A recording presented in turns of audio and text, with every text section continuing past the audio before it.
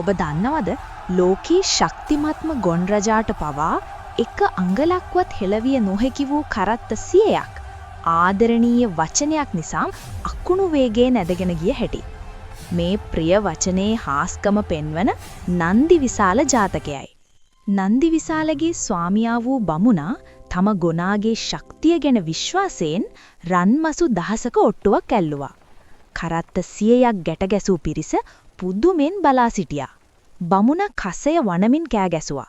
අදිනු මෝඩ ගොනා, අදිනු මේ බර හොර ගොනා කියලා. නන්දි විශාලගේ සිත රිදුනා. තමන්ට ආදරය කළ ස්වාමියා මෝඩයා කිය නිසා ඔහු එක අංගලක්වත් ඉදිරියට ගියේ නැහැ. බමුණ ඔට්ටුවෙන් පෙරදුනා. නන්දි විශාල පැවසුවා, ස්වාමීනි, මම කිසිදාක වරදක් කර නැහැ. ඇයි ඔබ මට පරුෂ වචනයෙන් බැන්නේ? ආදරයෙන් කතා කරන්න මම ඕනෑම බරක් අදින්නම් කියලා. බමුණා තම වරද තේරුම් ගත්තා. ඊළඟ වතාවේ බමුණා ගොනාගේ ඇඟ අතගා මාගේ පින්වත් ගොන් රජුනි මේ බර අදින්න කියා ආදරයෙන් ඉල්ලුවා. පුදුමයකි.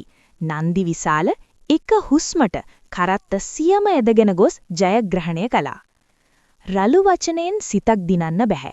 ඒත් ප්‍රිය වචනයට පුරුවන් මුළු ලෝකයම දිනන්න.